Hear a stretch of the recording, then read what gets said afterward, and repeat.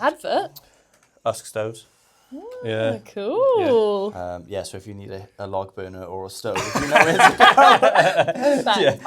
It's a long way to go for a stove. If you want it done properly though, go to Usk. You're selling me. You don't go to the tattoo shop next door, do you? You go to a good one. Yeah. And take your Perfect. time. Yeah. That's an advert. I was going to say, you've just done the advert. Stoves. Yeah, guys, so if you do want a stove or log burner, Usk Stove, MP40JL. Perfect. Episode 38. Thank you, Chase, for joining us today. Thanks for having me. We have the lovely Chase on board. So, first of all, as we always start, guys, how has your week been? My week has been a bit mental. Deep diving straight into straight in. No, I just got back from Malta, which was lovely. Holiday? Holiday, yes. Nice. And then straight to Swansea to dog sit / brother sit. My brother's 19 and I still need to keep an eye on him. Right. For my parents. So that's where we are for this week. But it's annoying because I don't have a car. And it's stressful trying to do work, trying to do fun stuff without a car. Anything without a car It's very stressful. It's hard going. I think I had a 6-month period as an adult where I didn't have a car and it was the worst time of my life. It's just, your world does this and just shrinks in so quickly. Just asking for lifts 24/7. Yeah, I hate asking for lifts. Like, I would just sit at home all day instead rather than ask for a lift. Are you training now then in this period without a car?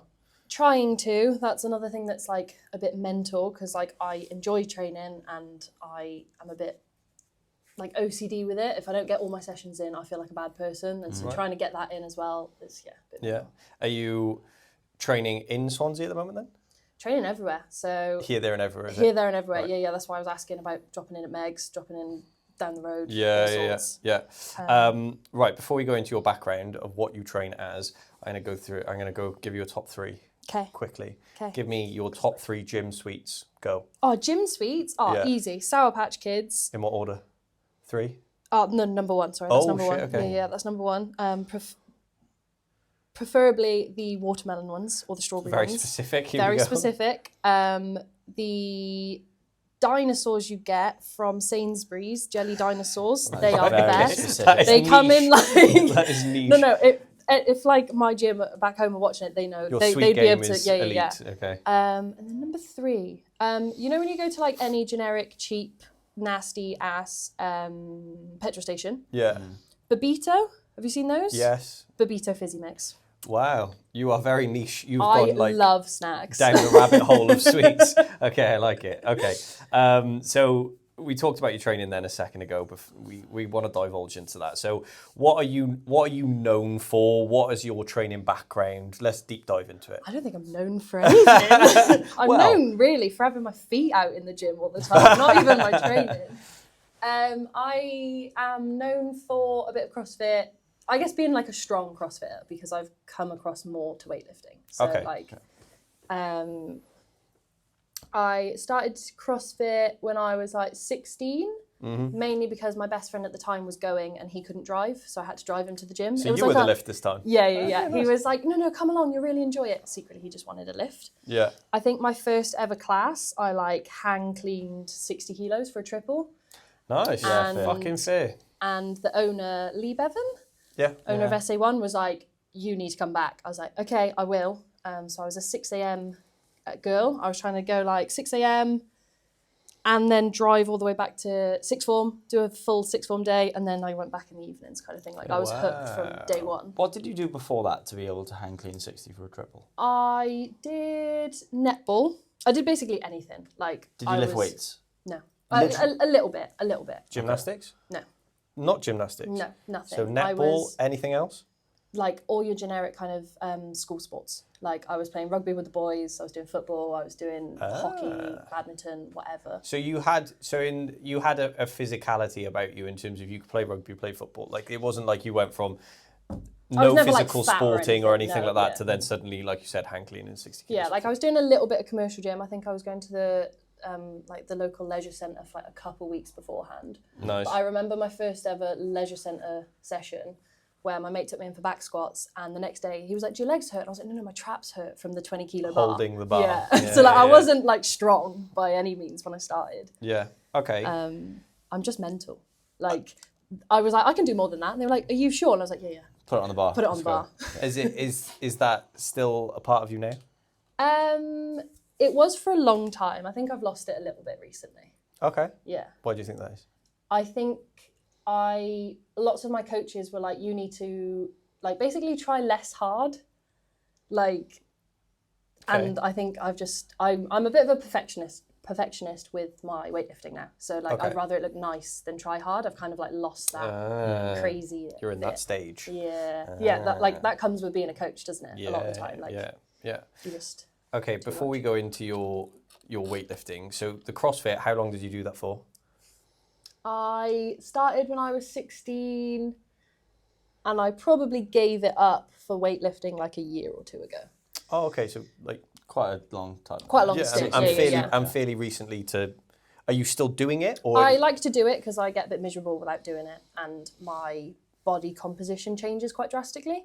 So I like to keep in a bit of fitness and a bit of skills every now and then. Yeah. But Okay. Was weightlifting the part of it that you enjoyed more, or were you better at that than the rest of it? I was definitely better at it. Like, I was never good at gymnastics. Like, it took me a that long really time surprised to... me. Really? Yeah, because you on your sorry to interrupt on your Instagram page, like you've got like tutorials. Go follow her on your Instagram, guys. If you're not already, probably are. Probably should follow us. That's right. You guys followed me this morning. I was like, hang on. It was seeing like your total bar progressions and stuff like that. You seem I say very natural with it. It's easy for someone to say very natural if you have been working on it for like years and years, but it seemed like you were a gymnastic-y kind of so I think background. because I didn't get it straight away, I have done a lot of drills, so I'm more confident with putting that out there. Like, I'm confident in what drills help certain different things, different people, things like that. Yeah, that's really cool. I also get a lot of questions about gymnastics. Like, everyone who comes to me for coaching comes to me for gymnastics, which again, I'm like, why? I'm not any good at it, but... Do you think it helps though, going from, rather than being a gymnast as a kid and then just coming into CrossFit and doing the gymnastics side of it, do you think going through the learning process yourself helped being a coach? 100%. Yeah, like I said, like, I've done every drill under the sun. I get not getting it. Like, I get being shit at it for a bit before you get good. Like, the whole building phase and learning phase. So with the CrossFit then, what was your kind of favourite parts of it, least favourite parts of it? I liked anything that left me completely and utterly in the bin. Okay, so you like being in the trenches kind of thing? Not anymore, but when I started, like, I am a workhorse through and through. Like, tell me to do something, I'll do it. So, nice. yeah, like I said, I'd rock up at 6 a.m. I would be absolutely in the bin, pick myself up the floor, and then not go eat again. anything, go to school. Yeah. That kind of like old school CrossFit. You know? Did you do the Open this year? I did do the Open this year. I didn't do it officially. I just did the workouts. Okay. How did you find the Open this year? I can't even remember what they were. What was the first Wall one? balls and box step overs. Wall balls and box step overs was okay. I think I'm at a point now where I'm not as fit as I used to be, so I can't put myself in the bin as much as I used to. So the wall ball one was hard, don't get me wrong, like my quads were shaking afterwards. Like, I had to coach, and I remember like demoing a lunge and I was like, oh, let someone else do that. So that one was fine. My legs were sore, but it was good fun. Like, I enjoyed that kind of thing. The second one had gymnastics in and stuff. I enjoyed that. That was fun. Yeah. I was really thankful that I managed any ring muscle ups because, like I said, I can't remember the last time I did a ring muscle that one up. looked tough. Yeah.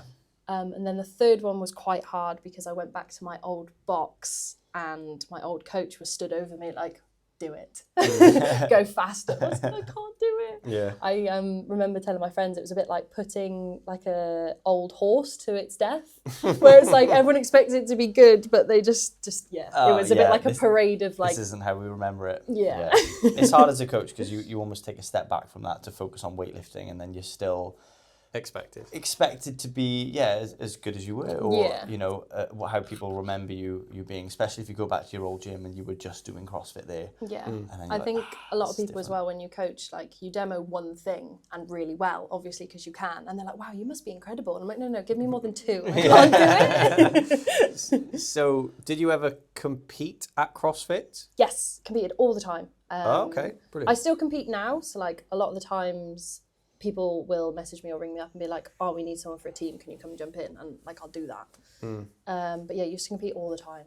Loved like it. Individuals as well, like individual I comps? only ever did one individual comp. Me and my friend signed up for a local Cornish individual comp. And we rocked up and we did the first event. It was like a snatch, hang snatch. We were like, yeah, this is good fun.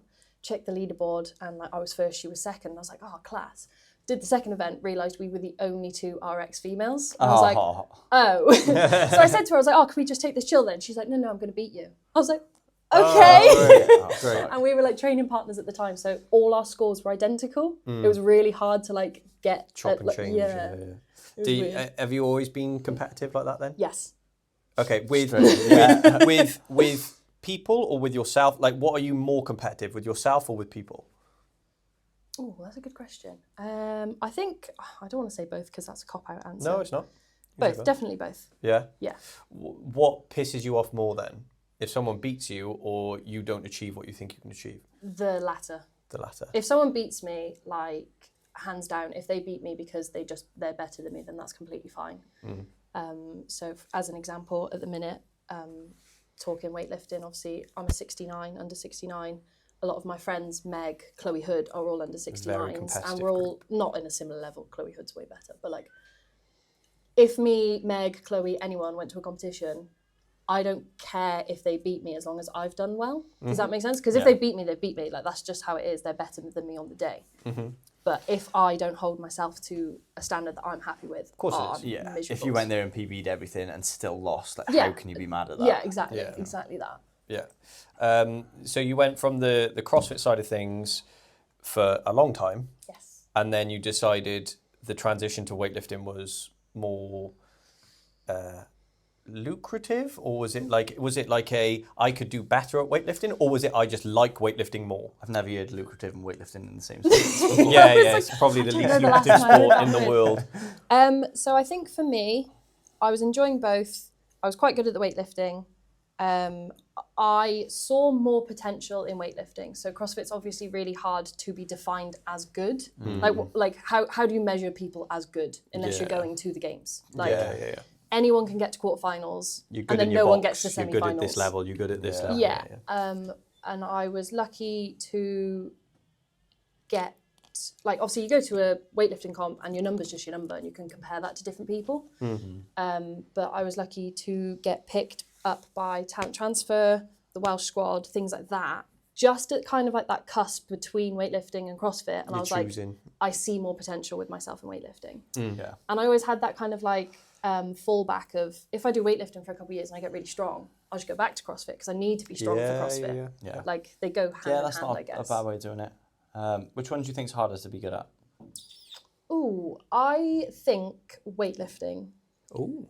Just because the training is harder mentally.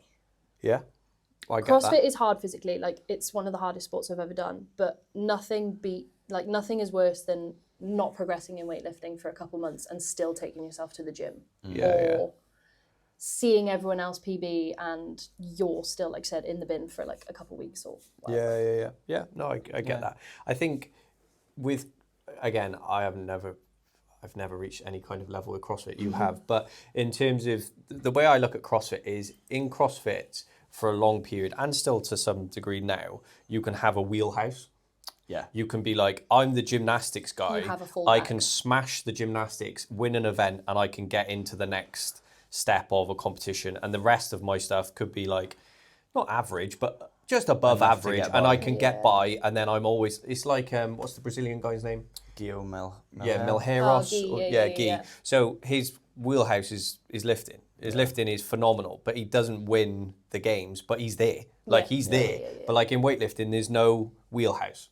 You're either good or you're not, and you've only got 6 lifts to show that you're good. Yes. Yeah. And if you even if you are good and you don't make those 6 lifts, you are now considered bad. Yeah, you know what I mean? So it's such a like balance between, yes, CrossFit, like you said, it's harder physically in terms of there's so many different things and aspects and what skills and whatnot, but weightlifting is just, I think there's less room for error. Exactly. Yeah. That's a great way to put it. If you're in a workout and there's a 15-minute AMRAP and you jump up and miss your hand on the bar, and you go, I'll just jump up again and do it. Like, you've missed, but it's cost you half a second. If you miss your first snatch, like, your head is in the shed already, just from something that could be so close between a make and a miss. There's so little room for error. If you're also talking about competition, like you said, weightlifting comps suck because you have 6 lifts, whereas in a CrossFit comp, you have 4 events that are all, like you said, 10 minutes long, 15 minutes long, 20 minutes long. So you have so much more chance to do well, prove yourself. Come back. You can almost if come you've back. just spent 6 months training and then you go and bomb, it's like... The 6 months feels like it's for nothing. Yeah, exactly. Yeah. Whereas at CrossFit, you can have a shit first event, class second, like things like that. You haven't got to make weight for CrossFit as well, which is nice. I think as well with CrossFit, like the lifting events are just cooler.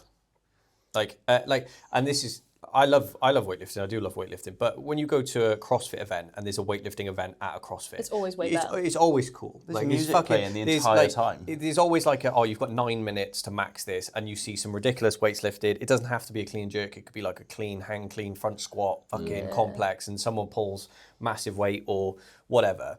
And I've never watched a CrossFit event where there's a big lifting event in it and gone, oh, this is shit. I'm just going to go watch something I was like, else. oh, this is so boring. Because there's always someone, like, last 10 seconds still grinding out a complex. And you're like, are they going to do it in time? I have been to one that was shit. Oh, right. Okay. I'm not going to... Don't name the place. No, you make the comp shit. No, because the guy who organised it was really proud of it, and he's actually a really nice guy. But they usually, when you do like a, I don't know, like deadlift, hang clean, front squat, jerk, like for max weight, you have like a 7-minute cap on there as like a team. Yes. So you've got, you one on, one off, warm up to like, I don't know, 100 kilos if your max is 120. And then you've got 7 minutes to try and hit a heavy number. The cap on it was like 15 minutes or so. Oh, it's too long. Everyone hit it within like 3 or 4 minutes, and then we all just sort of stood around and like, should we just call it? And everyone was like going to get coffee and coming back. And it was like dead. So the actual event was really good. It was just the time cap on it was fucking long. I think I've had issues with CrossFit comps, like weightlifting, like as a competitor, but never, like you said, as a spectator. Like, it's always fun. I think the competitors felt the same as well, because they were sort of just like... Around a bit. The thing I like a lot about watching CrossFit lifting as well is like you'll see someone make an opening lift and you're like, oh, you ain't got much more than that. They'll squeeze a couple more kilos, whether it breaks their spine, their legs. They're not worried about their health. Whereas weightlifters, they do something, they're like, yeah, that was good, I'm happy with that. Where's the rest? Where's the death? So what's the difference for you then in feelings competing for CrossFit and competing in weightlifting? What can you explain the difference to people who haven't done both? Oh my goodness. Are we talking individual CrossFit or team? Yeah, like CrossFit? how did you feel? So when you did your first CrossFit competition, walking out onto the floor on your own or with a team, how did you feel? I think it's very different as an individual versus a team. Team is way more fun. There's like the pressure of doing well for other people, but it's like a good kind of pressure. Yeah, you've got someone like on the back of you to help you out, or you're dragging them through. Any time I've done an individual CrossFit comp, it's been okay because I just have a plan and I just have to execute the plan. Yeah, I get you. And I know that's essentially what weightlifting is, but... The plan could go tits up, yeah. Asking me about competing in weightlifting is difficult at the minute because my opinion from when I started is very different to my opinion now. Go on, give me your opinion on when you started then. I loved competing. Like I got all my mates to come, not just watch, but like get involved. I was like, you'll love it, come compete, it'll be class. Like I got a few of my friends into weightlifting competitively because I made them go and it was just the best. Like I love showing off. I know that sounds really bad, but like it feels like, especially now, a lot of women or girls embrace that kind of showing off. Like obviously it's a big thing in weightlifting at the minute to get your hair done and wear a nice outfit and wear something a bit more feel good, look good, train good, look good. And I love that. It's like, look at all the work I've done, look at me showing off, having a great time. Like yeah. So what's the difference now? I had a couple of bad back-to-back competitions where I wasn't competing for myself. I was competing like for a number or for someone else or for like a governing body kind of thing. And it just took all of that fun out of it because then it's like, I have to do this. I don't get to do this or I don't want to do this. I have to do this. And I'm a lifter I'm a confidence lifter. So like when I feel good, I lift well. But when I'm in the back of my mind thinking, if I don't make this, like this is game over. This is game over. I won't make anything. And I've been trying to get that back. So my opinion on competing at the minute's a bit weird. I think, though, in all honesty, I think, how old are you? 24 now? 24. And just turned 24. Wow. Well, how long have you been weightlifting, like, competitively for? Since 2022. So maybe I was like 21. Okay, so three or 4 years. 3 or 4 years. I think. Okay, so you're still fairly new, and you've jumped the ranks quite quickly in terms of, like you said, spotted by the Welsh squad. You've done some pretty big competitions, and you've done very well. I think you are just in that stage of the journey. I think every single weightlifter goes through it. Yeah. Like, you will start off as a weightlifter with no intention of, I'm going to go to the Olympics or I'm going to go to the Commonwealth Games or anything like that. You're brand new, you go scary as hell, you go to your first competition, you think, what is this all about? You do the competition and you're like, that was a buzz, I want to do another one. Yeah. And then you do slightly better at that one and it's like, oh my God, here we go. And then you hit the first total that you need to qualify for something big. And then the real nerves start.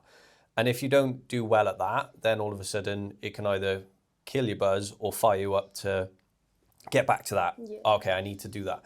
And again, as soon as you start lifting for like a governing body like Welsh weightlifting or England, Scotland, Ireland, whatever it is, it doesn't, not just Welsh weightlifting before someone comes in and fucking arrests me.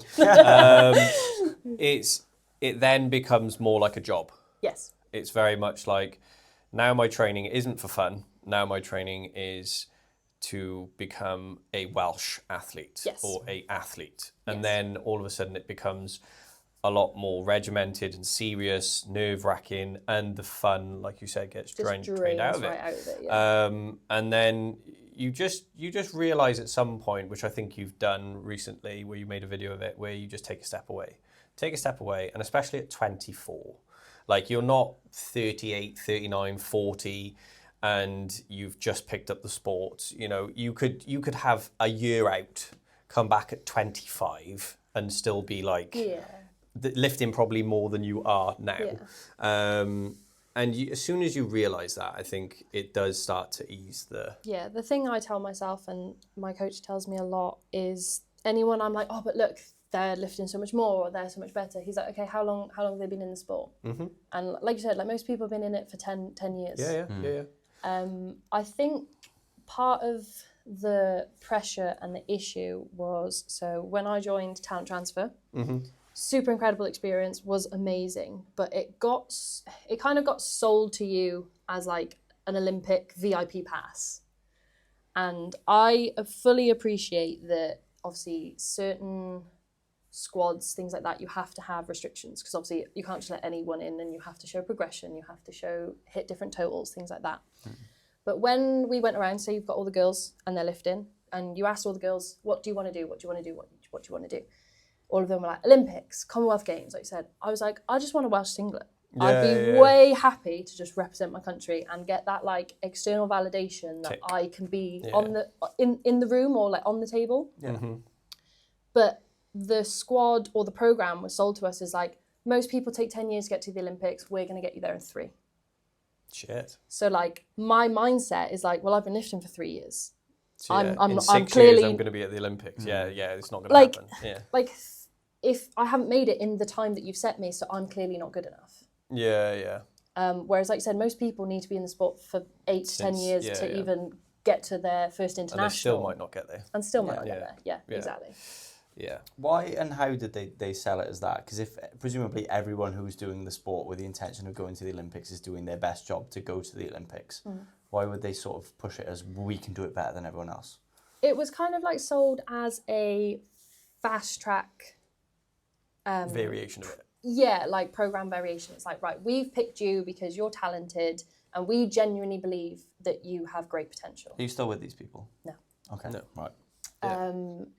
We believe you have great potential. And that's really nice to hear until all of a sudden you're not hearing it. And then it's like, oh, hang on, but I was talented and now I'm not. Like, was it just a lie or...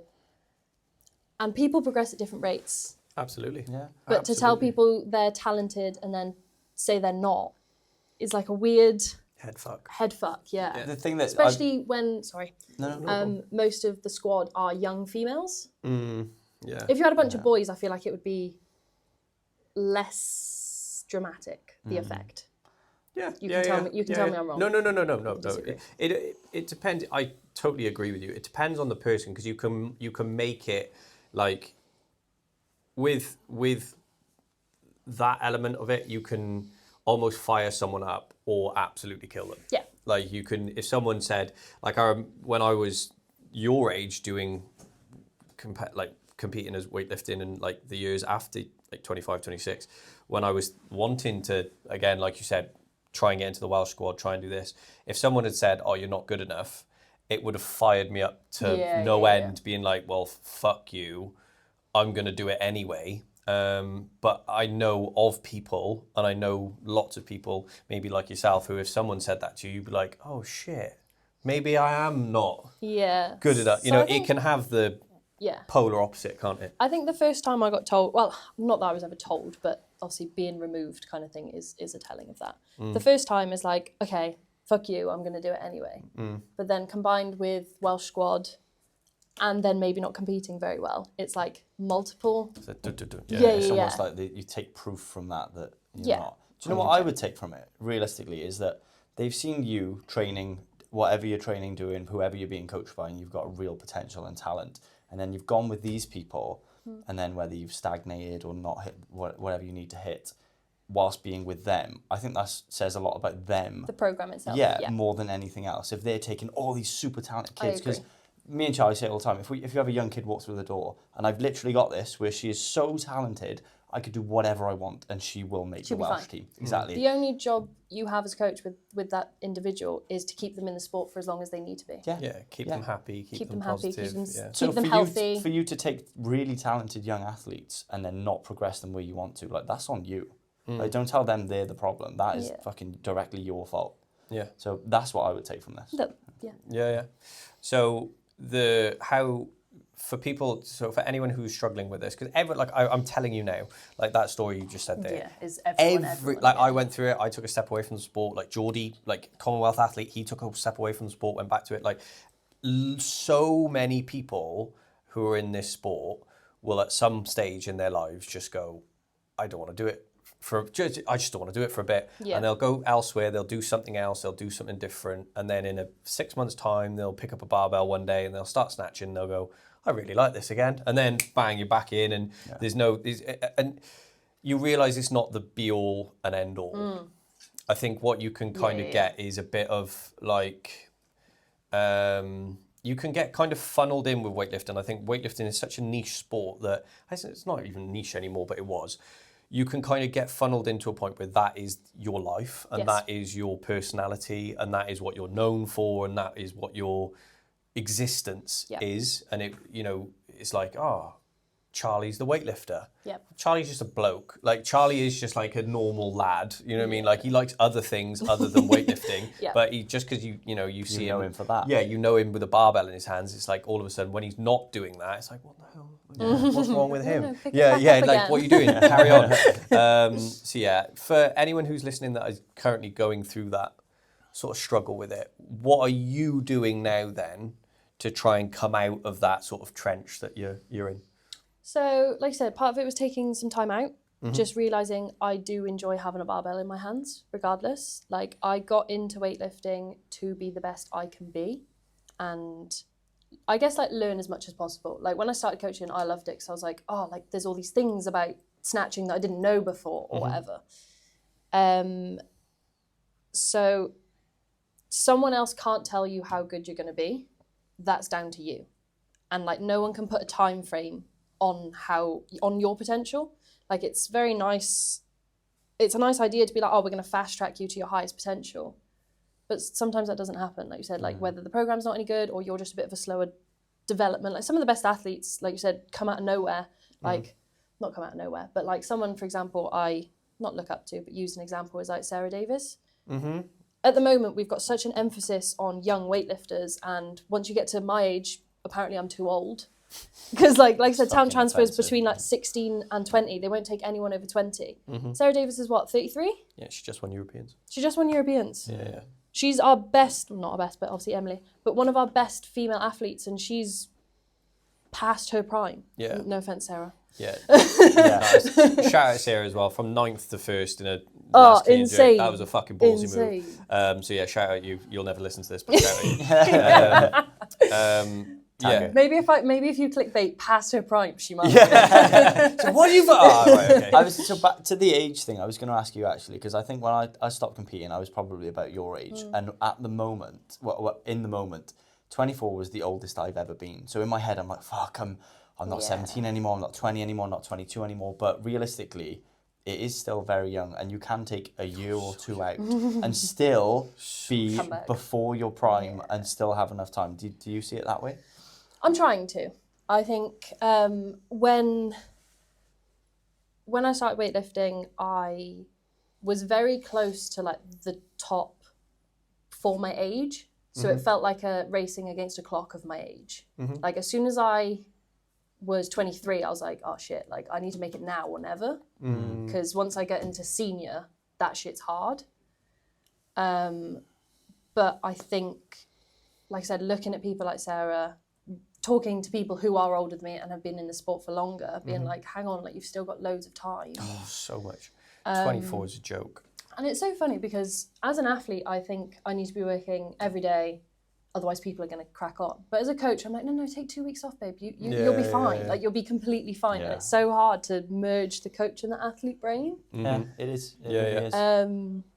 Yeah, 24 is no... I think, do you remember Liam came on? So we've got a friend who's very, very strong. And he's... I thought you were going to say old. I don't know why. Like very old. Really, he's like 30. So he was very open about his natural journey in strength, and now he's going to start taking enhancements and get stronger. And he said, I'm not taking steroids because I want to, squat 200 kilos quickly.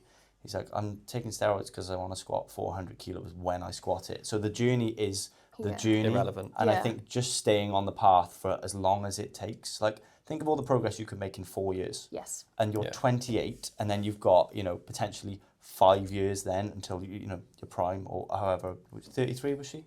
Yes. So you've got 5 years of competing. You don't know when your prime is either. No. You have no idea. Yeah.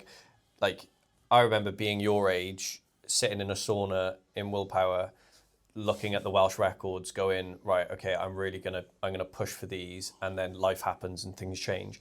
But I remember genuinely thinking, by 30, I'm just gonna knock weightlifting on the head. I was just like, by 30, I'll probably not weightlifting, and I'll probably just do some bodybuilding and just like see myself off into the fucking sunset. and then that's like, me now. but then like at 30, like I've hit some of the biggest lifts and some of the biggest numbers that I've ever. Literally the biggest numbers I've ever hit are now. So it's like at 24, 25, I had this mindset of I'll be finished. At 30 now, I've probably got until I'm 35, 36. And then when I'm 36, I'll probably go, I've got until I'm 40. It just, your prime, you just don't know when your prime is. Do you ever think you're not going to train forever? Oh, I was having this conversation with someone the other day. Like, when do you stop? You don't ever stop. You just change your training slightly. I mentioned a client that I had on one of our very first podcasts who Clive. Yeah. Clive, 91 years old, and he rang me when he was 91. He rang me at the start of a year saying, "Can I book in some personal training?" And I went to his house and I coached him, and he was 91, and I was like, mate, I do this for free. I was like, I'm not bothered. Like, this is fine. And at like 91, if he can still train, then fucking hell. What? Imagine that, but like being old. Imagine that being your party trick. Like, imagine dropping your kid off to the gym and walking in, and they're like, "Dad, why are you following?" Watch this. Imagine doing a snatch. Like, maybe not that.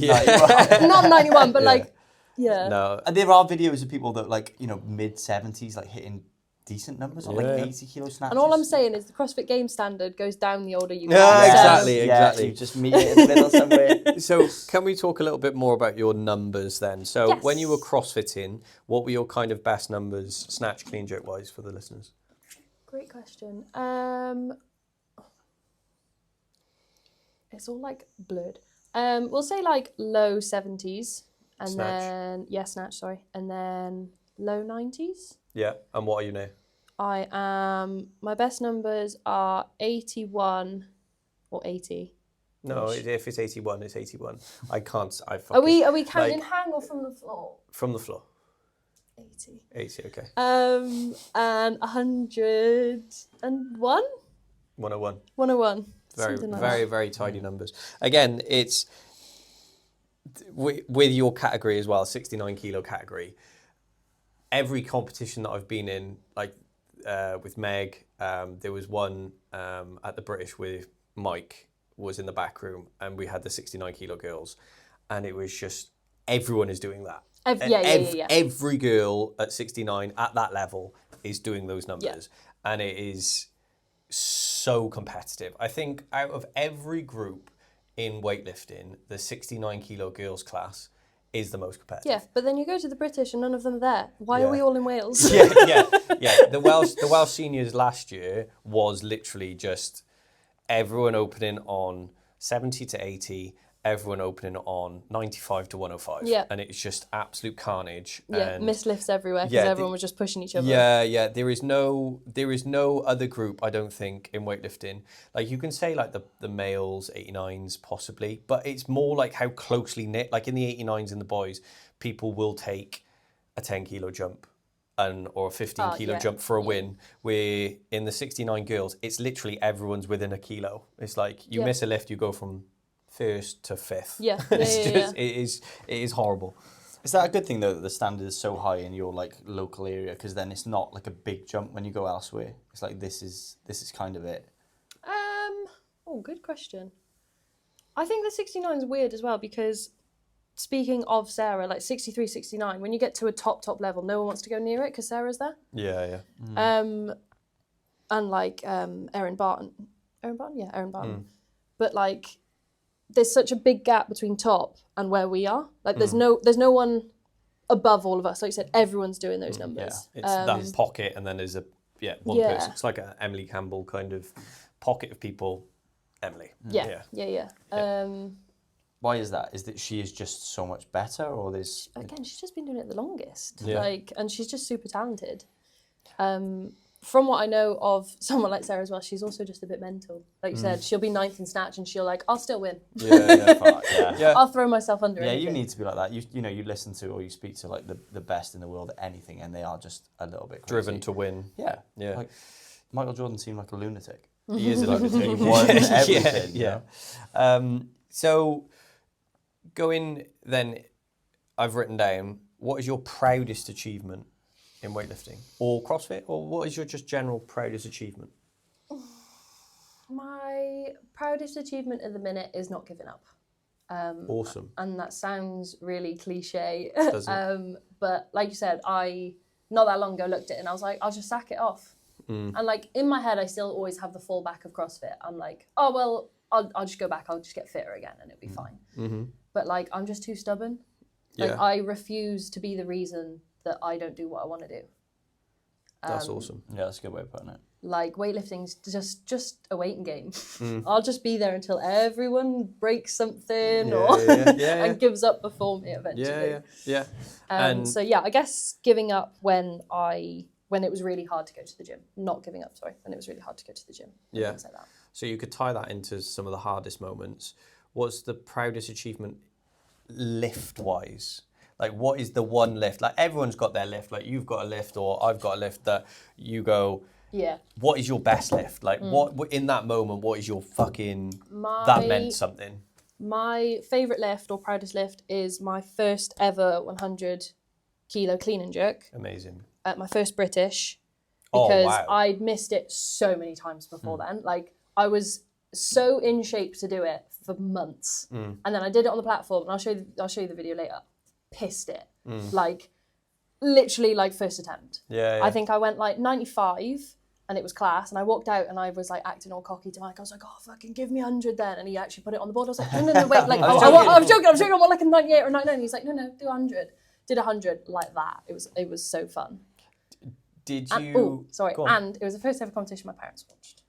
Oh, that's sick. Yeah, that's sweet. So you got your first 100 kilo at the British. I think that's a fucking... When you say then you were in shape to do it for months, what do you think stopped you? I think trying it so often. Like, every time I was like, I'm going to do 100, I'm going to do 100 this week, I'm going to do 100 this week, I'm going to do 100 this week. When it wasn't ready and you were trying to force it, or just... I think it was ready, but like, the more I was trying it, the further away I was getting. So I think like I went to my first Welsh camp and I was like, I need to do my best numbers. Otherwise, like I need to show off. Like I need to show that I'm good. So, yeah. I think though, like you can tell someone's a good weightlifter just by how they move. Yeah. And I think that's where a lot of people go wrong. Like you get the people who kind of rock up to the gym. I find weightlifters quite egotistical, which I've said personally, I am that person when I was doing it properly. And it is that thing of when you see a weightlifter go into a public gym and they start like, better look at me, I'm way better than you doing fucking bicep curls over there.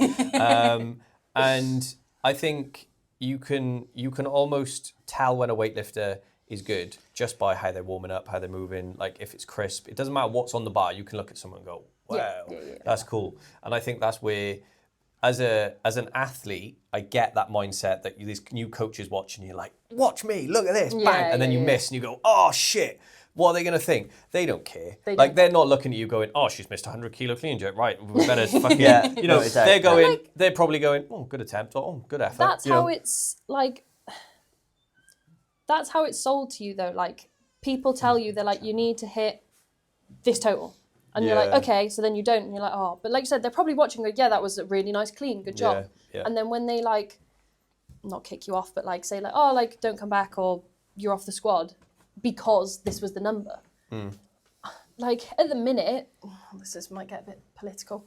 No, go for it. There are so many people who are being selected for internationals who aren't the best. So it's not just because of what? Because of the numbers they're putting up. Because of the numbers they're putting up. Like absolutely. Someone could bomb 6 times a year, but they did one total that was good enough. They're like, yeah, we'll take you to internationals. Like what, as opposed to someone who did a consistently good total 5 times in a row? Yeah. I think that's why one of the reasons why I didn't get the new Olympics standards where they said you have to do 5 qualifying competitions and then it's an overall thing of all of your totals put together rather than the one, because I thought that's not really weightlifting. I thought it was literally like, right, the best person can go all out, just go for broke, hit the total, and then it's like, right, you're in. But it could have just been on that freak day. They had the best of circumstances, best of whatever, and they've not fluked it, but like this will never happen again, and then they're at the Olympics. Whereas if they do it this way, you've got 5 guaranteed competitions where you have to hit this mark. You have to show that you are Olympic standard. And I'm kind of warming to the idea. However, I do think sometimes it is cool just to see someone going like, fuck it. Is it a black and white system though of this is what they got, so they absolutely are going, or is there a group of people that sort of pick and choose and decide based on numbers? Completely down to whoever's choosing. Because it could be good or bad, because you either get, again, political of, oh, I really like them and he's a bit of a dick, but he did technically win, and then you justify why they're not going. So I think there's like the politicalness of like, oh, I like you or I don't like you. There's also the politicalness of like, at the minute, especially with social media, of like, this looks really good for us. This person's really not good looking, but like Instagram friendly. PC friendly. Yeah. I don't think that's good for, in the sense of like winning sport. I'm not a massive fan of It's disheartening for athletes as well. Like you're discouraging your cusp athletes or your middle ground athletes, because it's like, well, I'm never going to be like that because I don't have 10k followers or I'm not in someone's pocket. You're promoting them to be better at social media than be good at the actual sport, which is the opposite of what sport actually is. No, it's very fair. I get it 100% because I would do the same, or I'm trying to do the same, because weightlifting and CrossFit don't pay you any money. Yeah. At the end of the day. I've got a few questions about that for you, because you are very good with social media. Thanks. And it's very like, good. It's very, a shame that it is, to me, it's a shame that it is part of it. So like we all coach. One of the questions I've got is, because this was almost given to me by someone giving me shit online about not having, a social media presence. He said, you're a PT with 3,000 followers, as if that was like the worst thing in the world. And I thought, you're so out of touch with what it is, to earn money in real life as opposed to like the online presence. But do you think some PTs and coaches are okay with not having that as the goal, or is that mostly the end goal for people to have a big online following and then the almost like the Dubai lifestyle of, I worked 2 hours this week and I made fucking 30 grand? Yes. I think it's such a shame that social media has such a huge presence. Like, I get it 100%, and I have paid for my ticket and I'm on that train, don't get me wrong. And I think I'm especially advantaged because I am a female who isn't ugly. I think it's so much harder for men generally to promote your businesses. Thank you. No, 100%. Like, I'm here for it. Like, especially because me and Mike have both started trying to post social stuff and push our businesses at the same time. Yeah. And he finds it a lot harder.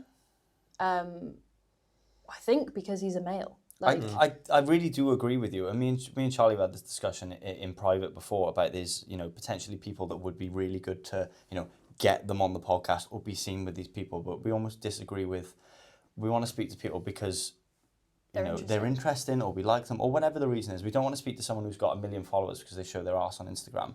Like, that's not that interesting to me. Well, I find it quite hard at the minute because all my best performing posts are normally at the back of my head with me not speaking.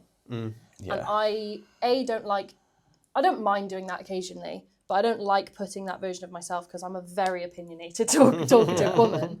And also, like, no one's going to buy from you from the back of your head. It's hard though because it's like, don't hate the player, hate the game. Like, this is the way it's set up. I do play the game. But you can almost use it to do some good in the end because you get a big following because of, the way you look or the way things comes across or whatever the algorithm is. And then once you've got the following, go, right, I'm glad you're here. I wanted to talk to you about this. Yeah. So it's some good can come from it if it's not just... Like, I'm not above playing the game. Yeah. Like, I'll do it. But like I said, I will add my own things in alongside. Yeah. Like, I'll get to a point and then I'll be like, aha. So, like, for example, have you seen that on Instagram you can get, like, exclusive content? Yeah, I don't know what it is. As soon as I get 10k followers, I'm doing that. I'm posting it, pretending like I'm posting my ass, and it's going to be nothing like that because then I get money from people. It's you in a lab coat just explaining how training works. It's going to be boring as fuck.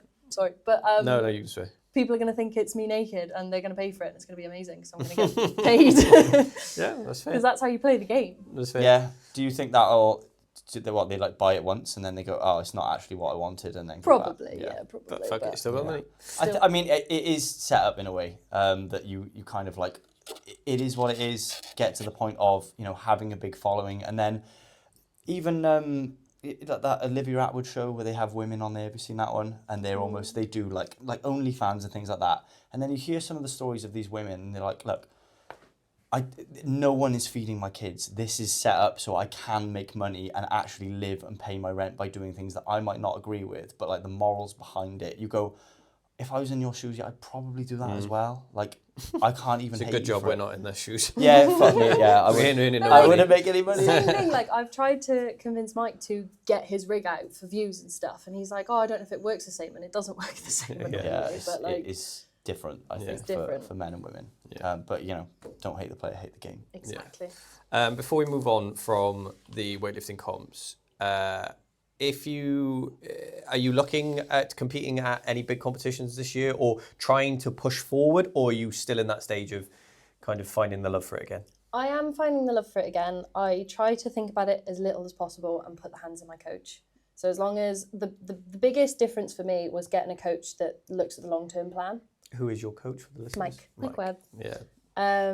Dr. Mike Webb on Instagram. He did a good 6 years of uni to get that Instagram handle, so I'll credit him to it. Yeah. All my coaches before were like, we'll do this comp, we'll put a big total. We'll do this comp. Whereas Mike's like, right, here's the year. I want you to do this one comp this year because in 4 years' time we'll be here.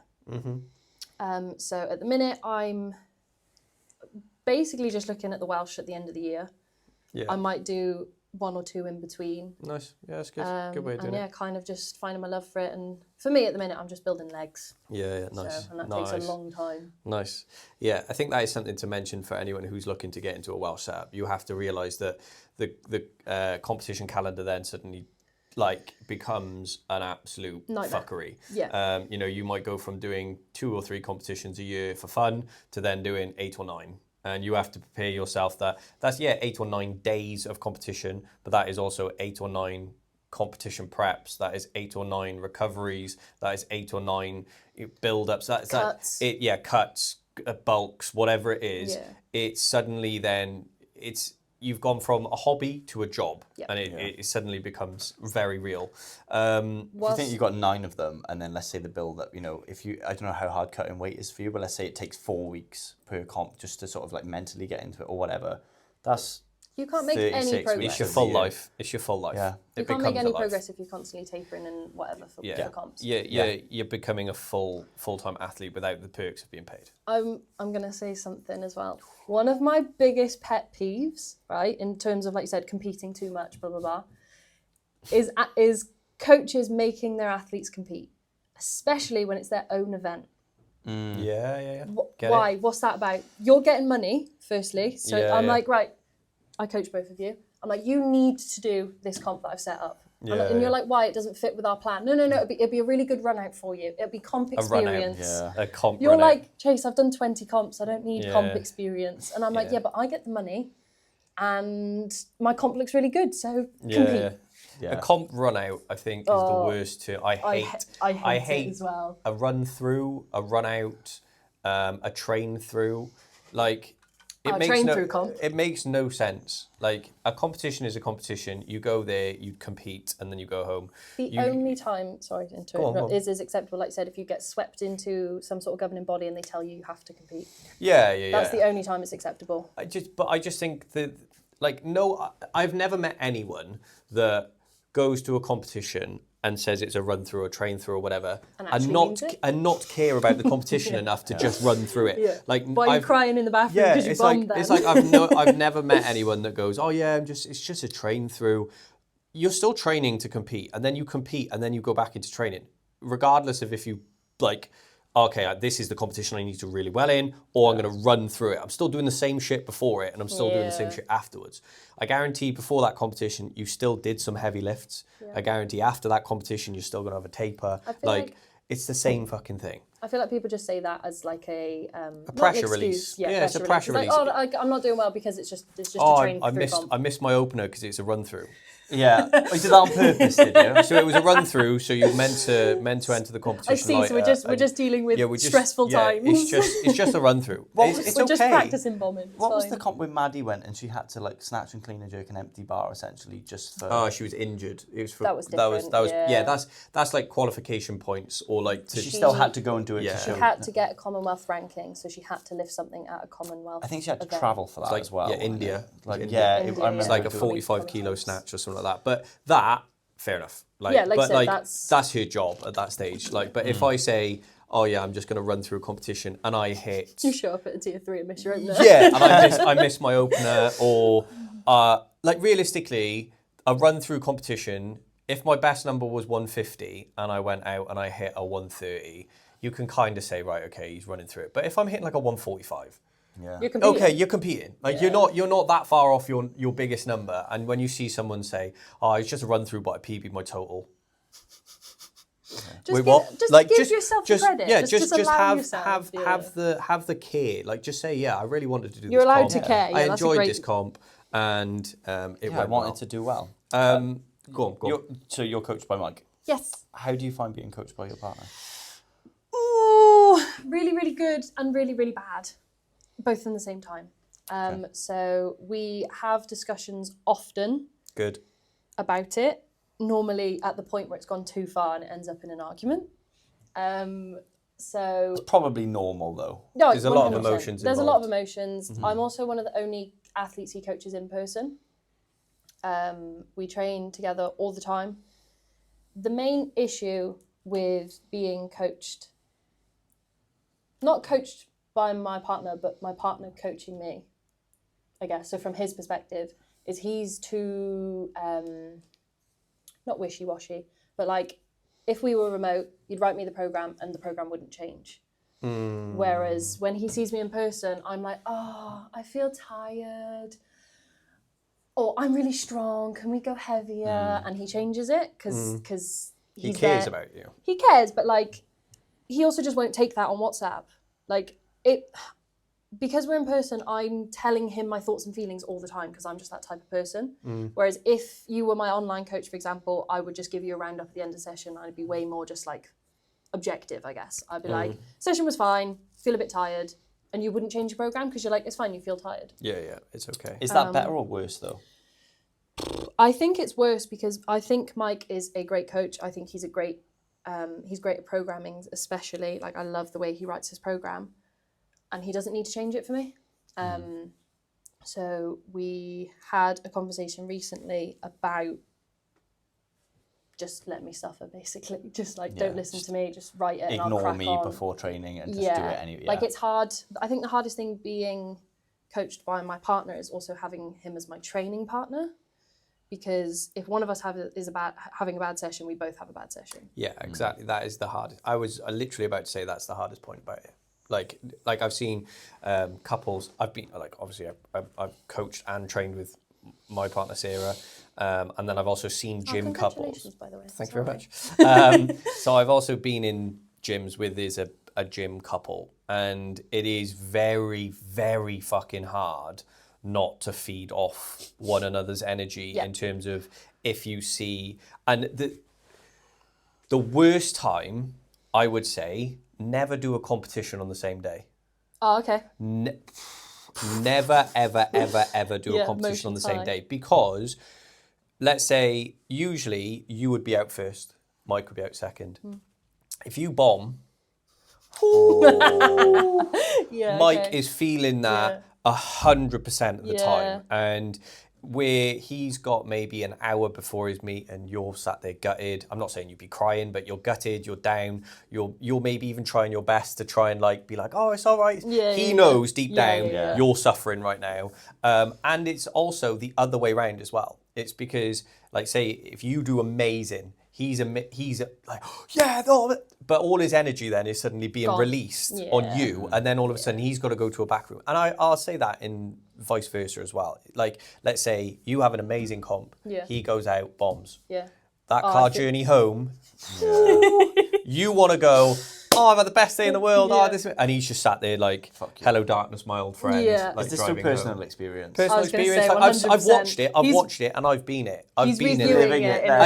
And to be honest, Sarah hasn't done the bad thing. I've done the bad thing. So like on one in Welsh Seniors, luckily she didn't actually see it and didn't actually realise until after the competition that I'd fucked myself.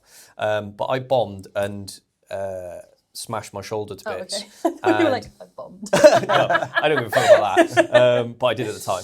But I bombed and smashed my shoulder to bits. And as I walked out of the room, she walked in. So she hadn't seen me bomb. So she hadn't seen my last clean and jerks to bomb.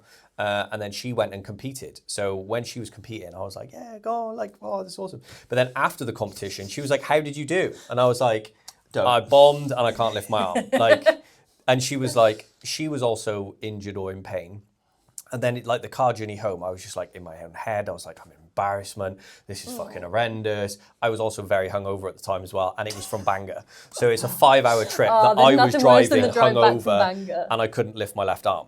So that was a fucking pit of despair. And I literally went from then. I was like, look, if I compete, I'm going to go do it on my own. I'm just going to fuck off somewhere on my own. And if it goes well, it goes well. If it doesn't, it doesn't. And I was like, I will be there for you when you compete, but we'll do it on different days. And we did it once.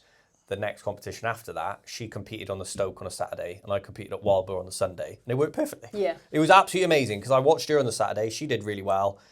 I left there going, oh yeah, this is class. But then I slept. You had time in between. I slept, I woke up, ate food, chilled, went and competed myself. I did really well. And then after the Sunday, we were both like, happy day. Yeah. You know? I think another thing that's super hard is, I guess, distinguishing between when I'm complaining as like girlfriend and when I'm complaining as an athlete.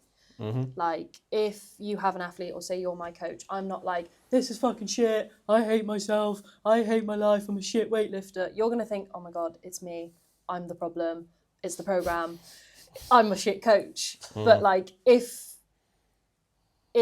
Sarah just complained to you, because you don't coach her anymore, right? No. If she was just like, went training, came back, and she was like, I hate myself, you'd be like, it's fine, babe. Yeah. And like, that is hard, I think. Like, I think that's why Mike changes the program quite a lot, is because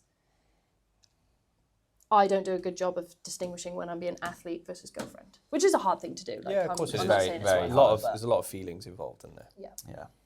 You like almost walk back in the door at home and it's not like you switch off and go back to being partners, like you're still. Yeah, I'd love to do that. How was your day? Like you're fucking there all day. You know exactly how it was. It would be so much better if we could do that, but it's just part of it. Like I said, there are some bits that are shit, but it's worth it for the good bits. Yeah. No, that's awesome. Yeah, so it can be done, and then like you get really bad days like you may have had, but it is a very valuable lesson going forward. Yeah. I also know though I have the advantage of like, say he coaches someone in my competition or my category. Ultimately, like, not that it's a coach's worst nightmare, but say you have two females in the exact category in the exact same competition, you're like, oh shit, like one of them needs to win. Mm-hmm. He obviously always wants me to win, so it's fine. I'm never like, oh, I'm paying this man and I know he doesn't want me to win. Yeah. No, I get that. Final thing about weightlifting competitions then. If you could take away or add something to weightlifting competitions, what would it be? Steroids. Or add them? Presentable. I would make every comp like a tier 3 comp. Okay. Yeah. I think tier Explain 3s to the listeners. are the best. They're way smaller, they're way more chill. And not even like, oh, you can get away with the press out or I'll give you a white light. Like you were there at obviously your comp. That last group was insane. Yeah. And which was weird because everyone had left. But the energy, the atmosphere, like I would like group. I guess what I'm saying is like I'd like to add some music. Yeah. Maybe like some music would help, like we said earlier, but like with the CrossFit lifting. So music would help. What would I take away?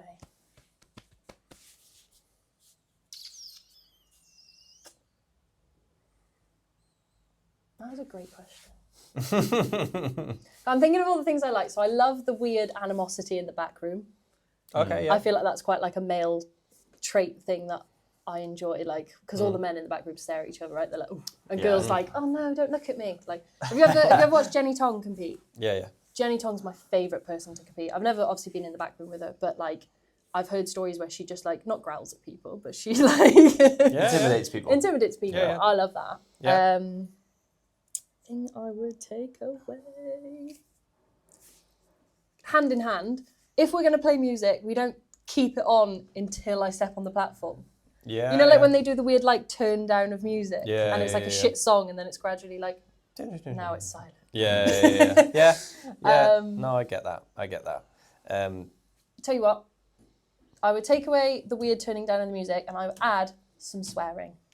Oh, nice. What, more like celebratory? In celebration, yeah. I don't like when this whole like walk off the platform, like that wasn't. Thank you, bow. Yeah. Like I haven't trained 6 months for that. Cheers. Yeah. I don't think you should be penalised for showing some emotion and being proud of yourself. And I think people should get more rowdy in the crowd. Yeah. Like, shout out powerlifting for taking the emotion out of sport. Shout out John North.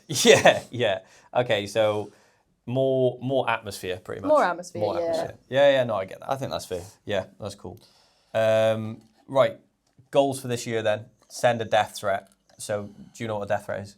No, I don't. So send a death threat. So you basically have to come out with an outlandish thing that you want to achieve, whether it's this year, next year, or in life. Okay. And you say it on camera so you can hold yourself accountable to that thing. So we said to Lauren, who we had on last week? The week before? 2 weeks ago? Fucking hell. A couple of weeks ago. Yeah. And she said about winning at Warsaw. Yeah. And getting into the Elite 15. Which she did. Which she did. So that was her kind of death threat. So what is your death threat? It can be anything. Why is it a death threat? I don't understand why it's. It's an old willpower thing. Oh, okay. But I'm basically bringing it back. I was like, do I die if I don't do it? Yes, kind of. Yeah, kind of. A bit of you does. Something you're going to do this year and go and do it. Yeah. No, I'm going to PB my back squat. Oosh, what is it now? It's 35 at the minute, 135, and it's been a problem for me because I've got like not like an injury, but you know when you've just got a niggle, and every time you push, it comes up and it stops you, and like if you push more, your leg falls off, kind of thing. You know, with guys, sorry, go on. No. With guys, the strong is a double bodyweight back squat. I was going to say double bodyweight. Yeah, we'll go with that. So that'll be anywhere between like 140, 145, depending how much I weigh at the time. Right. Okay. So that is your death threat. Yeah. Cool. Get squatting, Chase. There you go. Nice. Okay. How have you found then going into coaching the sport and becoming more invested in that side of things? Because you started your own business? Yes. Yeah. Terrifying. Yeah. Terrifying. I love it and I hate it. And also thank you very much for saying like that my social media look good because I got no idea what to do. No, it's really good. It's really good. It's really good. Going into coaching has absolutely ruined my own training at the meantime. Yeah. So not only is it like I've got to squeeze my training around coaching because I still do a lot of in-person coaching, and then I'm in the gym 10 hours and can't be asked to train. You're in the gym all the time. You should train loads. Yeah, I know, it's so much easier. It's things like I said, I'm a perfectionist now. A lift could be completely fine, but in my head I know I did this wrong, I did this wrong, I did this wrong. So I think as an athlete, it's not done great things for my training. I am coming out of that hump though. Like I think I've been coaching just long enough that I'm starting to be like, oh fuck it, doesn't matter anymore. But I love coaching. Yeah. I will never give up in-person coaching. The online stuff's a bit weird. I find it quite stressful.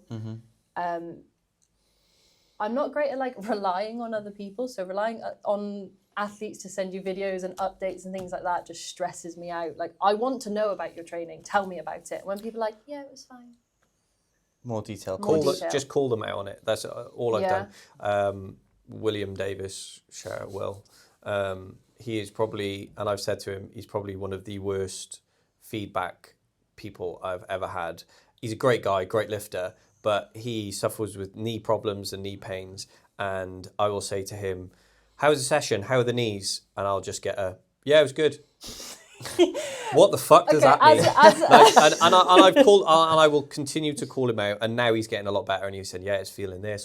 But I'll just say, give me something. Yeah. Did the knees hurt? Are they sore? Did you do all your reps? Did My favourite one is, out of 10, what would you give that? And they're like, yeah, it was okay. I'm like, where the fuck is okay on 1 to 10? Like, I'd be very specific. Okay, as a collective, we'll say to audience, more feedback is better than less feedback, right? Like, I'd rather my phone be pinging all the time than nothing. I also don't want an 11-minute voice note, though. Just send me like 10 1 minutes. Is it the dictation on Instagram where you click it and you can read it? That is the fucking best. But on WhatsApp, it is. And you send a voice note and then you get a voice note back and you're like, fuck, I've started. Yeah, you might as well call them at that point. Yeah. I've got a question about coaching. So what would you say is the hardest part about coaching to someone on the outside who doesn't do it, who they might think, that, for an example. It's easy, you just go to Bali and type on your computer. Yeah, exactly. 4-hour work week. You're in the gym all the time, you must train loads. Like, they don't realise that you don't actually get to. I think it's one of those jobs that comes, especially now, like we said, with the increase of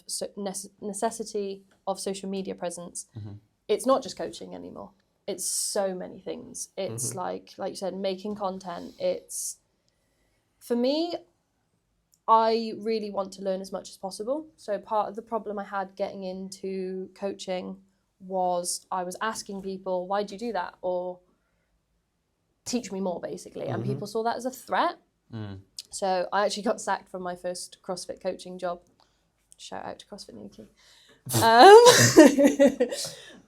Basically because I just ran my mouth too much and we had like programming meetings and I was like, I don't agree with that. Like, why? And that's not me saying that it's not good. It's I want you to explain to me why so I can learn. Yeah.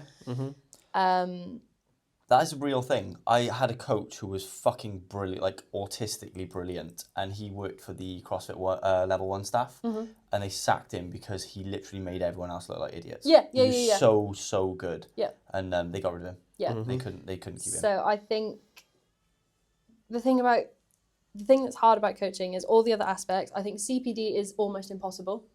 You go to a CrossFit level 1 weekend, they're like, yeah, class, you can open your own gym. Sorry, what? British weightlifting, you do your level 2 and then what? How are you supposed to get any better at coaching? You either have to pay other coaches to coach you and you learn through that, but then some coaches don't like that. Like I know Mr. Big Friday does a lot of kind of coach mentorship stuff and that's class, but I could probably name 3 people that do that in the whole country. Yeah. I can't go to Dave Sawyer and be like, Dave, can you teach me some coaching? Because you can be like, fuck off. Yeah, it's almost like you're a competitor then at that point as opposed to a client. Yeah. I think, especially with the online stuff, everyone's a competitor. And I'm like, why? Why can't we all just coach everyone? Yeah. What's that saying? Hold hands and run into the rising tide lifts all ships. Yeah. Like if everyone gets better, we're all getting better. Yeah. There was a post I read the other day about, I think if you're an online whether diet coach or training or whatever you're doing, you should have had a coach to at least have some sort of understanding. Yeah, or like a reference point to like this is what worked really well. This is what I didn't like, and then you've got the viewpoint of being a client as well as being a coach as well. I think that's really good. I think that's a good way of doing it. Yeah, no, that's wicked. So the kind of athletes that you coach at the moment, are they Olympic lifters, CrossFitters, both hybrid? So I'm in hybrid, that kind of hybrid rock star. But you know what I mean. It's I'm in that stage of coaching in terms of like my own business. So the coaching I've done in person has all been CrossFit classes. So that'll be hybrid rockstar. That'll be some. I tend to do a lot of barbell classes because obviously the weightlifting element. But I do my CrossFit. Cool. I do bodybuilding, whatever the gym's needs, kind of thing. I'm in that stage of building my own business where I'm basically taking on all sorts of people to then narrow it down. Awesome. Yeah. Good. So at the minute, I've got a guy who wants to get better at sprinting. So I'm doing lots of plyometric programming for him, and a bit of that's a bit of weightlifting. I've got someone who's just got a weightlifting program, and I've got a lot of girls who are on gymnastics programs. That's awesome. Is he, sorry, the sprint, I fucking love athletics and training athletes. With the sprinter guy, he sprints outside of it and you're just doing like the S&C Yeah, thing? He's a bit interesting in the sense like he's training at home, and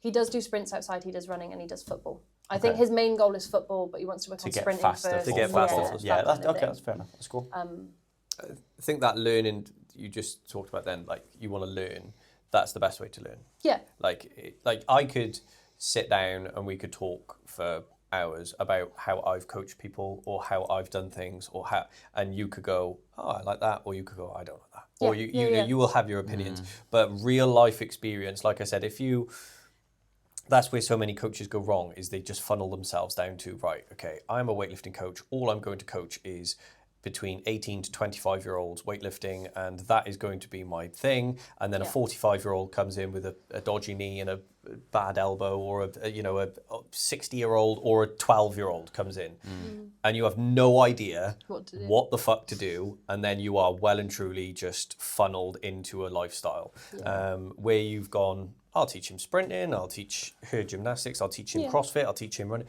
Like, if you did that for the next 4 years, 5 years, and you've got then like 10 years of experience, you can coach anyone. Yeah. Like you could like I said with Clive, 91 years old.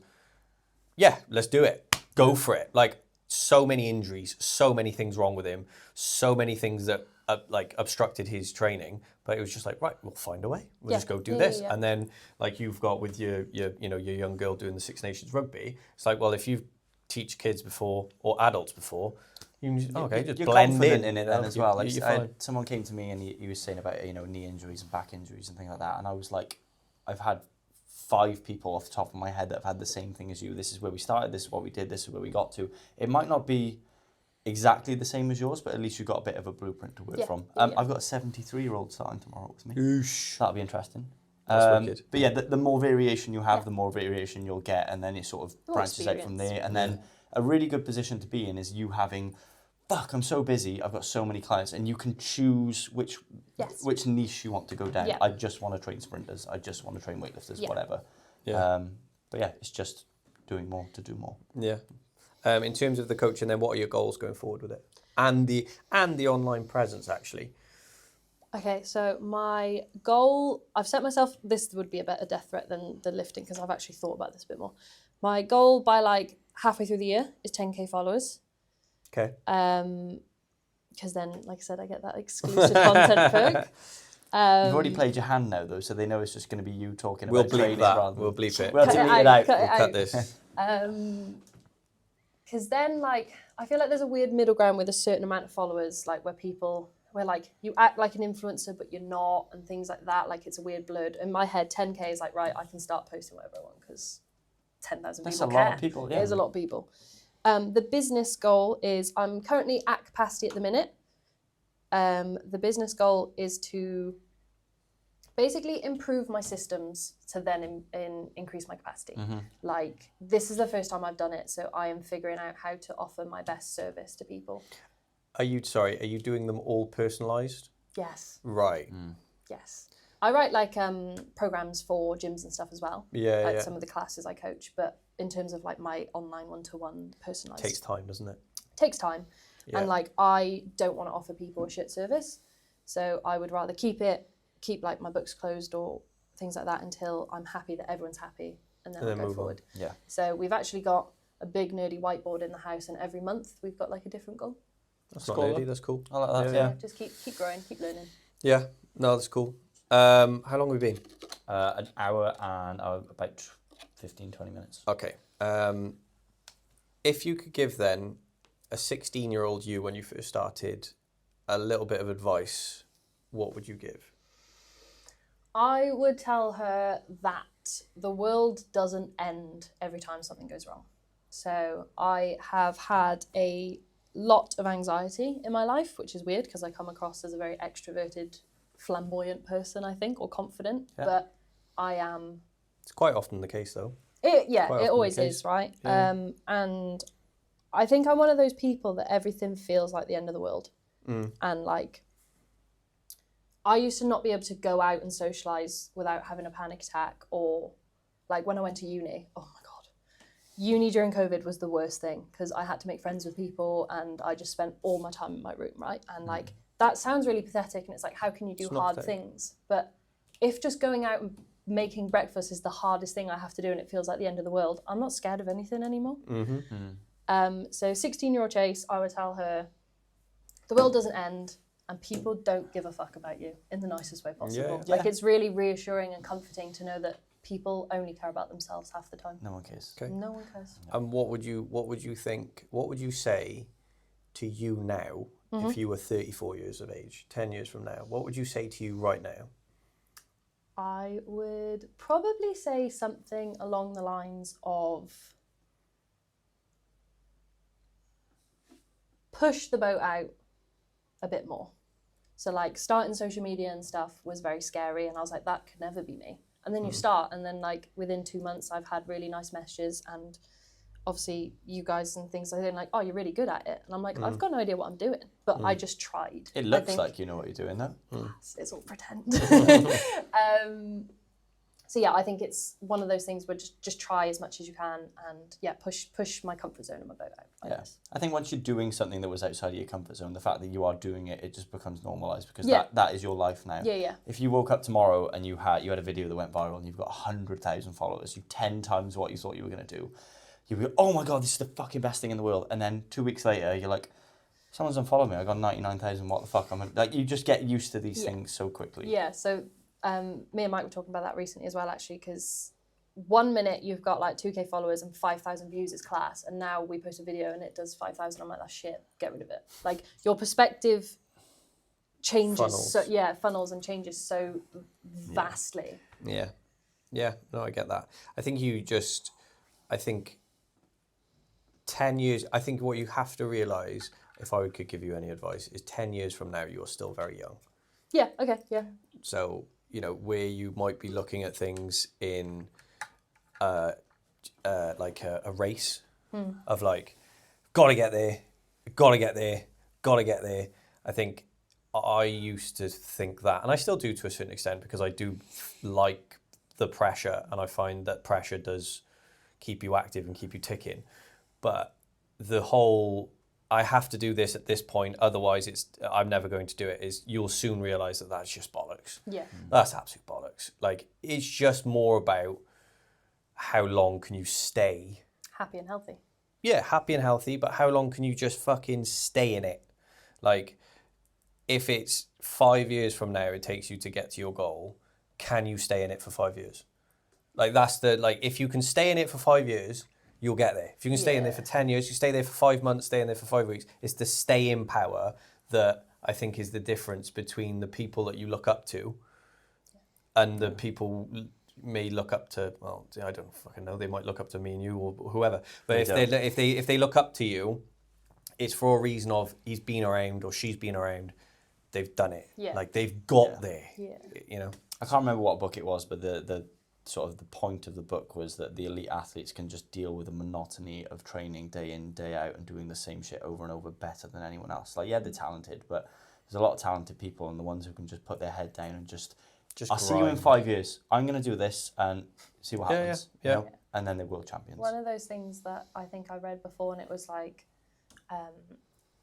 basically like if you were one more fail away from making it, like how fast would you want to fail? Yeah, or like you never know when you're going to make it, like you said. So like why you can't give up because you don't know how close you are. Yeah, you have no idea. The only way of determining, like of knowing you're never going to make it is if you just go, just give up. Yeah, give up. Yeah. So fuck that. Matter. Yeah. I do have one final question about you. It's to do with so you put a video up about your For You page on Instagram, which I thought was really interesting. Yes. So was it the Skinny Talk? Yeah. Okay, so seeing presumably a load of skinny girls on Instagram, which is not mine, I presume it's not yours. No, when I saw people talking about it, you were like, "Where's it come from?" I had no idea. Me too. Hours of just wrestling and barbells and Monster and cars. Shawn Michaels and what are you on about? Skinny tots. Yeah, I've seen The Big Show. So essentially, the question I've got for you: whose fault is the negative online content? Because if me personally, I don't engage with Skinny Talk, I don't even know what's going on out there. So if I start looking at this now and then I'm thinking, I feel really bad about myself because I'm not a skinny 21-year-old girl, that is my fault then for indulging it and creating it. I mean, saying it as your fault sounds really negative, but the harsh truth is, like, it 100% is. So I had this idea and another idea for that piece of content, and I actually went on ChatGPT and I asked ChatGPT to interview me like Stephen Bartlett, and I was like, ask me this question, or this is what I want to talk about. And ChatGPT came along and was like, hang on, but aren't you victim blaming? And I was like, oh my God, that's such a good point. And like, yes, if you really want to lean into it, it's victim blaming. But like I said to you earlier, I've got 2 accounts. My personal account is just full of Bernese Mountain Dogs because that's the dog I want. And my friend sends me videos of that. And genuinely, I'll get my phone up. Every single video on my Explore page is Bernese Mountain Dogs. Can you do that? Yeah, my phone's over there. I'll get it out later. But like, if there's a single post that's not a Bernese Mountain Dog, like I'll give you £1. I genuinely could back that it's full of it. And then I got my other account, and obviously that's where the weightlifting, things like that come into it. But Instagram obviously has an algorithm, or I don't even know the ins and outs of Instagram, but you know what I mean. And yes, you could open Instagram for the first ever time and it might show you something like Skinny Talk, or it might show you a slim girl or something you don't like. Mm-hmm. You have clicked on that for that to come back up. Yeah. Like I said, like since creating or posting content, I know what things don't go well and I know how it works. People need to click on it for it to be sent to more people. Mm-hmm. So I find myself doing it myself, like since I posted the Skinny Talk, or I searched for Skinny Talk, because like I said, it was never on my feed before. The whole reason why I made the video was I was like, I don't know what everyone's on about. That shit's not on my Instagram. Yeah. I've since found it because I've obviously typed it into a comment or I've typed it into the caption, and I had to find videos for the video I made myself. But it is your fault, and I think what I said in my video was just catch yourself. Next time you go on your Explore page and there is a skinny video, if you click on it, just know that you're, and I'm not blaming you as in like, oh, you're the problem, but you are helping it grow. But now that you know that you can change it, if you continue to perpetuate that cycle, you are the problem. Yeah. Mine, I always get really freaked out because there's loads of, political things on there, like, oh, the world's going to shit, blah, blah, blah. And I'm like, oh my God, the world's going to shit. But I click on it and I give it my time. Whereas if I just went, I'm just going to search for dogs instead, I'd probably be a lot happier. So like the first time it appears on your Explore page or feed or whatever, someone you know might have shared it. But Instagram, does send you random stuff occasionally, but it also sends you stuff that it thinks you might like. And if you don't click on it, it won't get sent to you again. Like that's literally how it works, because Instagram doesn't benefit from sending you stuff it doesn't like. You don't like, sorry. Yeah. Like if I started sending, I don't know, name anyone, any singer you don't like. Usher. Shout out Usher. If I send you, or if I was Instagram and I sent you a video of Usher, you're not going to click on it, or you might because you don't like it, but you have a thought process that's clicked on it. I'm just playing Usher, I love you. Yeah. It's a very good point though. And then once you're aware of this point, like I've when you verbalise it, you go, yeah, that makes sense, but I've never really thought about it. I'm going to be a lot more selective with what I give my attention to. It's extremely hard to catch yourself in the act, or to be self-aware enough. Like when I say it's your fault, like I'm not saying like you're the bad person. I'm just saying like it's the same as if you go and buy chocolate when you're on a diet. Like if you go buy chocolate and put it in the cupboard and be like, I'm not going to eat it, why would you buy it in the first place? Yes. Yeah, that's a good way of putting it. And you can't block these people. Yeah. Like you've got like, you can also like so many times like you for whatever reason Instagram like resets your For You page and all of a sudden it's gone from like dogs and cars and barbells and stuff and then it's like a forest and a random pottery class and you're like, what the fuck is this? Yeah. So you just go on there and just click don't see these or like see less of this. And then it goes away. So yeah, you can reset your algorithm. Like you said, you can block or restrict things. Yeah, I think someone before like it went crazy, social media. I think someone said like, how do you deal with negative comments? I think it was a footballer, and they were like, how do you deal with negative comments online? And he basically just went, just don't read it. Like just turn turn off the computer, turn off your phone. Like it doesn't have to be. Like if someone in America is commenting on our post saying, "Oh, you're shit." Why don't you like Russia?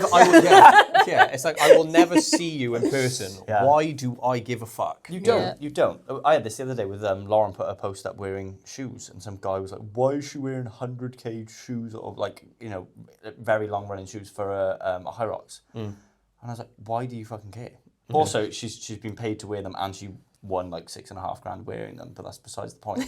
And then you get into it with these people online. You're like, I'm never going to meet these people. Yeah. It doesn't matter what even if they hate you, if they think you're an idiot, it doesn't make a blind bit of difference. So. You'll probably talk about this when you have Mike on the pod. But did you see Zach? Yeah, yeah. I was talking to when that video first went out. I clicked on it. I watched it. I got it straight away. I messaged Mike and I went, comments are a bit feisty, aren't they? And it was like 30 comments.